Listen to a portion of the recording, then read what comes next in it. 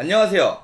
카메라를 사야 하나 말아야 하나 하다가 이것저것 알아보다가 어떤 카메라가 좋다는데 어떤 카메라가 유튜브에서 제일 많이 나오던데 주변에서 구입하고 잘 안 쓴다던데 하며 인터넷 바다를 항해하다 여기까지 오셨을 거라 생각합니다.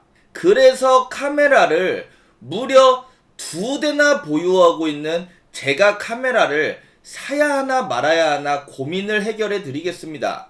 물론 저도 카메라를 구입하기까지 많은 고민을 했으니까요. 자, 시작하기 앞서서 오늘 제가 말씀드리는 것은 전부 초보자 혹은 입문자 입장에서 말씀드립니다. 전문가들은 장비 탓을 하지 않겠죠? 하기도 하던데 사실 이것도 잘 몰라요. 제가 전문가가 아니기 때문에 전문가들이 장비 탓을 하는지 아닌지는요. 자, 시작합니다. 카메라가 있으면 나가게 된다. 저는 집 밖으로 안 나갑니다. 매일 달고 사는 말이 집에 가고 싶다입니다. 원래 밖에 잘 나가는 사람은 해당이 없겠지만 저처럼 집에서 빨래처럼 늘어져 있는 것을 좋아하시는 분들이 나가고 싶은데 친구가 없어서 나가도 할 게 없다거나 집에 있는 다수의 악의 무리들이 공격을 하여 나가고 싶다면 카메라를 사보세요. 스마트폰보다 나을까입니다. 구입하고 안 쓰게 된다거나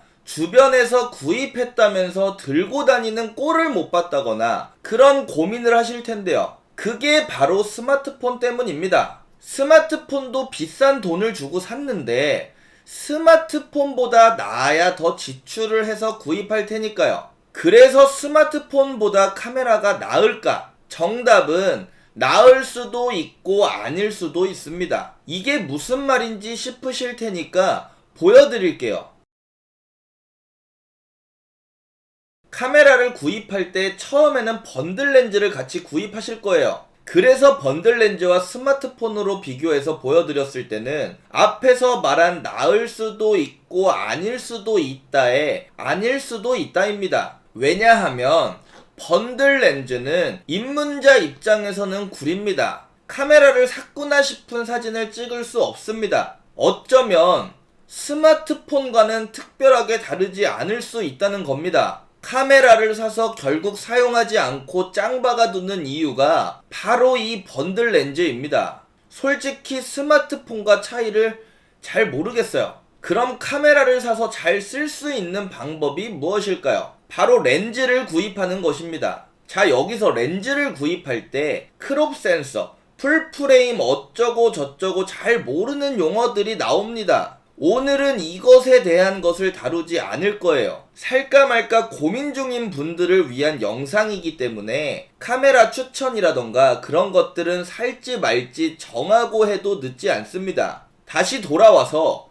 렌즈를 구입하는 것. 처음에 저는 그런 생각을 했어요. 과연 렌즈를 바꾼다고 드라마틱한 변화가 있을까? 그래서 DSLR 한참 유행일 때 사서 거울샷만 찍고 다시 팔아버렸어요. 스마트폰과 차이도 없는데 맨날 더럽게 무거운 걸 들고 다녀야 하는 게 싫어서요. 그게 번들 렌즈 때문이었어요. 그런데 드라마틱한 차이가 있습니다. 렌즈를 바꿔야 해요. 그래야 카메라에 재미가 생깁니다. 몇 가지 보여드릴게요.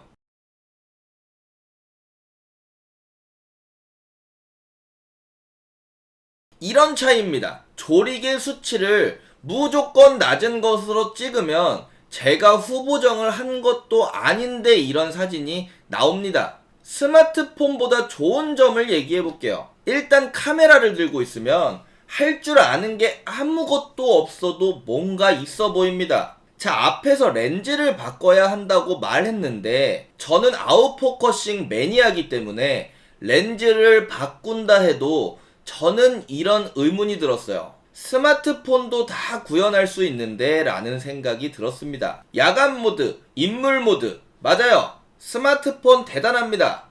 그럼에도 불구하고 제가 카메라를 구입한 이유는 첫 번째는 고프로 영상에서도 얘기했지만 스마트폰과 완전한 분리를 원했어요. 일을 하던 뭘 하던 스마트폰 사진첩엔 맨날 일할 때 혹은 그 순간만 필요한 사진, 어디 쇼핑몰 혹은 맛집 캡처 사진 등등 지워도 상관없는 것들을 용량도 차지하는데 지우지도 않고 갖고 있어요. 그렇기 때문에 스마트폰과 분리를 원했어요.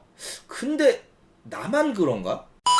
그 다음 두 번째, 저는 스마트폰의 야간 모드, 인물 모드 두 가지를 가장 카메라와 비교를 많이 했는데, 일단 야간 모드와 인물 모드는 제조사별로 기종별로 제한되는 사항이 있습니다. 제가 사용하는 아이폰 기준으로 야간 모드일 경우 똑바로 들고 기다려야 합니다. 그때 일반적으로 사진을 찍는 것처럼 움직이면 안 됩니다. 그럼에도 불구하고 노이즈가 상당히 보여요. 그 다음은 인물 모드. 아이폰 14 기준으로 줌이 안 됩니다. 그리고 매끄러운 피사체는 크게 다를 게 없어 보일지도 모르지만 동물이나 사람의 머리카락 같이 자유분방할 때는 달라집니다.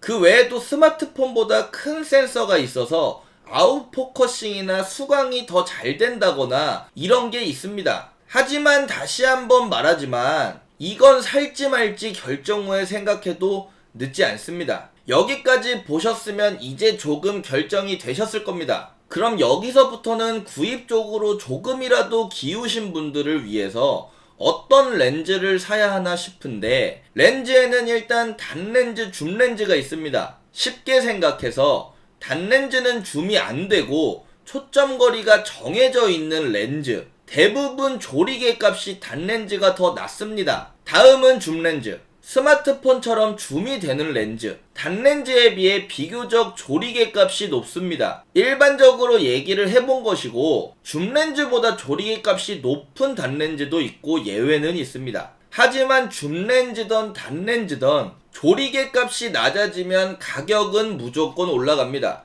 일반적으로는 조리개 값이 낮은 게 좋습니다. 줌렌즈, 단렌즈 스피드웨거는 여기까지입니다. 그럼 단렌즈, 줌렌즈 어떤 것을 사야 할까? 전부 다 사면 좋겠지만 일단 하나를 사야 또 살지 말지가 결정됩니다. 자, 자기 핸드폰의 사진첩으로 들어갑니다. 아이폰이든 갤럭시든 내가 지금껏 찍은 사진 정보에 들어가면 30mm, 50mm 이런 초점거리가 표시되어 있을 겁니다. 대부분 같은 초점거리라면 단렌즈를 선택, 사진마다 들쭉날쭉하다면 줌렌즈를 선택하시면 됩니다. 하지만 이건 대략적으로 고민되시는 분들을 위해 말씀드린 것이지 제 기준으로는 단렌즈를 한번 써봐야 카메라에 빠지게 되더군요. 제가 갖고 있는 렌즈를 알려드리며 영상 마무리하겠습니다. 제가 갖고 있는 렌즈들입니다.